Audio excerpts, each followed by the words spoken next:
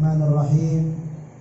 Assalamualaikum warahmatullahi wabarakatuh. Waalaikumsalam warahmatullahi wabarakatuh. Alhamdulillahirabbil alamin wassalatu wassalamu ala asyrafil anbiya'i wal mursalin Sayyidina Muhammadin wa ala alihi wa sahbihi ajma'in, amma ba'd. Puji syukur senantiasa kita persembahkan kepada Allah karena pada malam ini kita sudah masuk pada pertengahan Ramadan, yakni 15 Ramadan. Mudah-mudahan Allah senantiasa memberikan kita kekuatan untuk menyelesaikan bulan suci Ramadan ini dengan amal-amal terbaik kita. Salawat dan salam semoga tetap tercurah kepada junjungan Nabi Allah Muhammad sallallahu alaihi wasallam. Bapak Ibu jamaah tarwiyah yang insyaallah dirahmati Allah, saya ingin menyampaikan dua buah hadis yang semuanya menceritakan tentang sahabat Nabi. Yang pertama ada sahabat Nabi namanya Abdullah bin Amr bin As. Sahabat ini sangat terkenal ahli ibadah, kuat ibadahnya. Abdullah bin Amr bin As suatu ketika sampai beritanya kepada Nabi. Nah, ketika ketemu Abdullah, Nabi menyampaikan seperti ini. Wahai Abdullah, alam ukhbar annaka tusalli annaka tasumu wa la tuftiru wa tusalli al-lail. Wahai Abdullah bin Amr bin As, saya dengar-dengar kamu ini berpuasa tapi tidak buka kalau maghrib, lanjut puasanya. Wa tusalli al-lail, dan malam harinya Anda tidak tidur. Tapi saya dengar kamu ini sholat sepanjang malam, tidak tidur. Ini bukan hal yang bagus. Kalau dengar bahasa Nabi seperti itu, pasti ini sudah teguran. Ini saya dengar-dengar beritanya seperti itu. Maka langsung Nabi mengatakan, fala taf'al, wahai Abdullah, jangan ulangi. Jangan coba-coba ibadahnya seperti itu. Kenapa? Inna li'ainika hadza, matamu itu punya hak, punya bagian untuk tidur. Dengan cara kamu beribadah sepanjang malam, berarti kamu tidak memberikan haknya matamu untuk istirahat. Padahal kalau kita pikir ibadah itu bagus, tapi ternyata ditegur. Kenapa? Tidak memberikan kesempatan matanya untuk istirahat. Wa inna li nafsika haqqan, atau di kitab yang lain haqqan. Sesungguhnya dirimu itu punya hak, punya bagian. Apa bagiannya diri ini? Makan.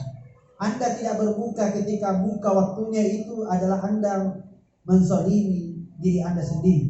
Itu tidak baik. Wa inna li ahlika haqqan, dan sesungguhnya istrimu punya hak. Anda tidak tidur malam, beribadah sepanjang malam, berarti Anda abaikan istrimu. Padahal kewajibanmu juga adalah menemani istrimu. Coba. Artinya dari Abdullah bin Amr bin As ini kita belajar bahwa ternyata orang yang ahli ibadah sekalipun itu bisa tidak tepat, bisa salah sasaran ketika ibadahnya berlebihan lalu mengorbankan kewajiban yang lain. Artinya kita tidak dilarang untuk beribadah karena perintah agama, perintah Al-Quran, perintah hadis tentang ibadah sangat banyak. Tetapi ketika ibadah itu mengorbankan ibadah kewajiban yang lain, maka itu tidak tepat. Ada orang suka sekali berzikir di masjid saja kerjanya, tidak pernah pulang. Istrinya cari-cari apa mau dimasak ini, tidak ada. Apa mau dimakan ini, tidak ada. Kenapa? Suaminya suka sekali di masjid. Sampai-sampai terbengkalai istrinya, terbengkalai anaknya. Jangan mengatakan bahwa kita yang berpahala yang di masjid itu, karena sesungguhnya kita telah menyalahi dan tidak meninggalkan kewajiban kita, yakni menafkahi istri dan anak-anak kita. Itu selalu jalan dua-dua. Artinya kewajiban A kita lakukan, tapi jangan lupa kewajiban B, kewajiban C dan selain-lainnya itu juga harus dilaksanakan. Ini satu, ini masalah ibadah. Terus ada sahabat yang kedua, ingin sekali juga melakukan sesuatu yang baik. Namanya Sa'ad bin Abi Waqqas. Sa'ad bin Abi Waqqas ini adalah orang yang kaya raya. Ya, ketika dia sakit, dia mengatakan kepada Nabi, "Qad balagani ma tara min al-wajh ya Rasulullah." Kamu lihat keadaan saya sekarang, lagi sakit parah ya Rasul. Mungkin sakit saya ini akan saya bawa mati. Tidak lama lagi saya hidup ya Rasul. Wa ana zumalin, saya ini banyak harta saya. Wala yarisuni illa ibnatun, dan ahli waris saya cuma satu, perempuan lagi. Kenapa kalau perempuan? Biasanya kalau perempuan dinafkahi oleh suaminya, jadi tak perlu banyak harta. Dinafkahi suaminya, dibawakan uang panai, banyak lagi. Bagaimana ini ya Rasul? Apa saya boleh sedekahkan ini harta saya? Karena cuma satu ahli waris saya perempuan. Maka dia mengatakan kepada Nabi, apa atasaddaqu bi thulutsa'i mali? Apa boleh saya bersedekah 2/3 harta saya? Saya sedekahkan saja 2/3 ya Rasul. 1/3 saya sisakan untuk anak saya yang satu itu, yang perempuan itu. Maka Nabi mengatakan, "La, tidak boleh." Karena Nabi bilang tidak boleh, kalau Nabi sudah bilang tidak, dia bisa ditawar. Maka dia kemudian turun. Kalau begitu ya Rasulullah, apa atasaddaqu bi syatri? Bolehkah saya bersedekah 1/2? Kalau tidak bisa 2/3, 1/2. 1/2 saya kasih orang sedekah, 1/2 saya kasih anak saya. Kan sudah bagus itu ya Rasul. Nabi mengatakan, "La, tidak." Kalau begitu ya Rasulullah, as-sulusu 1/3. Nabi masih mengatakan was-sulusu kabir. 1/3 itu banyak, tapi tidak apa-apa, boleh ya. Nah, yang pokok itu adalah sambungan hadis ini. Nabi mengatakan, "Innaka antadhara ahlaka abniya khairun min antadharahum alatan yatakaffafuna an-nas." Engkau meninggalkan keturunanmu, anak-anakmu, cucumu dalam keadaan kaya, itu jauh lebih baik daripada kau tinggalkan anakmu dalam keadaan miskin, menjadi beban masyarakat, menjadi peminta-minta di tengah masyarakat. Coba. Artinya, kebaikan yang kita lakukan, sedekah itu sangat baik. Kalau kita baca ayat Al-Quran, hadis Nabi banyak sekali terkait dengan sedekah, saking pentingnya sedekah itu. Tapi kenapa Nabi kok sampai melarang sahabatnya seperti itu? Karena khawatirnya dengan sedekah itu, karena berlebihan lalu mengorbankan kewajibannya, yakni meninggalkan anak cucu dalam keadaan tidak dikhawatirkan menjadi pengemis dan dipeminta-minta. Karena dalam Al-Quran Allah berpesan, wal yakhshal ladzina law taraku min khalfihim dzurriyyatan dhi'afa. Hendaklah kita ini khawatir meninggalkan keturunan dalam keadaan lemah.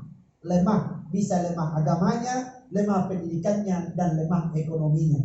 Maka jangan tinggalkan anak-anak dalam keadaan lemah, karena nanti akan rusak agamanya, rusak pendidikannya, rusak ekonominya hanya karena lemah. Jadi kuat, termasuk kuat di bidang ekonomi. Artinya kita belajar dari dua sahabat ini bahwa jangan sekali-kali mengorbankan satu kewajiban hanya karena kita ingin fokus pada kewajiban yang satu. Harus jalan, harus seimbang. Tidak kemudian berlebih-lebihan dalam bersedekah lalu kita lupa terhadap anak kita. Sebaliknya, jangan juga terlalu berlebihan kepada anak sampai semuanya disiapkan lalu lupa bersedekah, lalu lupa berinfak kepada orang lain. Jadi tetap dua-dua. Jangan lupa orang lain dan jangan lupa juga anak kita. Makanya dalam Al-Quran itu ada ayat, walladzina idza anfaqu, orang-orang yang dicintai oleh Allah itu siapa? Idza anfaqu adalah orang-orang ketika dia berinfak, lam yusrifu, tidak berlebih-lebihan, walam yakturu, tapi tidak juga kikir. Tidak berlebih-lebihan sekaligus tidak juga kikir. Berlebih-lebihan tidak baik, kikir juga tidak baik. Tapi wa kana dzalika qawama, tapi yang bagus itu adalah qawama, selevel, sewajarnya, sejajar. Tidak kikir dan tidak juga berlebih-lebihan. Inilah yang mestinya kita lakukan dalam beribadah. Karena kadang-kadang mohon maaf kita ini kadang mengorbankan kewajiban satu hanya karena fanatik terhadap satu kelompok. Jangan tersinggung, saya hanya bilang. Dan ini kita rasa di masyarakat ini. Kewajiban kita itu menjaga persatuan, menjaga persaudaraan. Itu kewajiban. Kenapa? Wa'tasimu bihablillahi jami'an wa la tafarraqu. Jangan bercerai-berai, jangan terpecah-pecah. Bahkan di Al-Quran, innamal mu'minuna ikhwah, sesungguhnya orang beriman itu bersaudara. Tapi kadang-kadang kita itu menafikan persatuan, menaruhkan persaudaraan hanya karena berbeda mazhab orang, hanya karena berbeda pendapat, apalagi berbeda pendapatan. Kadang-kadang orang bersaing. hanya karena perdagangannya saudara sebelahnya lebih laku, kita tidak, kita curiga sama orang. Jangan-jangan dia pakai tuyul, jangan-jangan dia pakai ini dan itu. Muncul, padahal mestinya kita bersatu, ya barangkali rezekinya tahun ini, kan tahun depan tidak selamanya dia juga yang baru. Bisa jadi tukaran, bisa jadi penyebabnya di samping itu dulu laku, setelah itu pindah ke kita karena lihat kasihan ini, kenapa tidak laku ya, kita ke situ dulu. Kita tidak tahu bagaimana Allah membolak-balik hatinya orang. Maka begitu pun dalam beribadah, dalam bermazhab atau dalam mengikuti ustadz atau kiai atau siapapun, jangan fanatik. Karena ada sebagian orang tidak mau dengar ceramah kalau bukan ustadznya. Jadi tersinggung, tidak memang tadi. Ada orang tidak mau sama sekali kalau bukan ustadznya. Jangan didengarkan itu. Tidak sejalan kita, nanti rusak akidah kalau itu didengar. Ini kan rusak kalau seperti ini. Dari mana kita mengukur bahwa akidahnya orang ini rusak? Jangankan akidahnya, jangankan untuk ustaz atau siapa untuk seperti itu. Orang yang di dalam perang saja ketika bersyahadat, ya orang perang ini, sementara perang tiba-tiba bersyahadat, itu tidak boleh dibunuh. Ketika Usama bin Zaid membunuh orang yang bersyahadat dalam medan perang, alasannya Usama ini pura-pura dia bersyahadat, takut dibunuh karena kalah sehingga bersyahadat. Apa bilang Nabi? Apakah kamu yakin bahwa dia berpura-pura?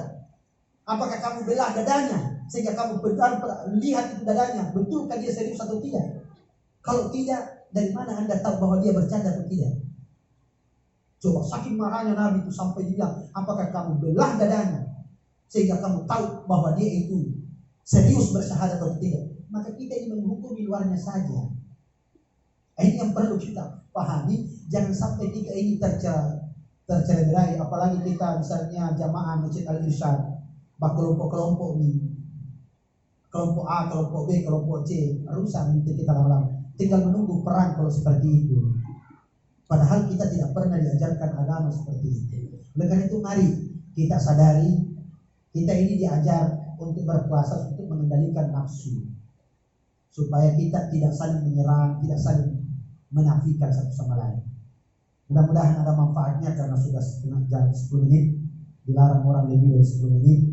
Sehingga saya tutup. Terima kasih atas segala perhatiannya. Wabillahi taufiq wal hidayah. Wassalamualaikum warahmatullahi wabarakatuh. Waalaikumsalam warahmatullahi wabarakatuh.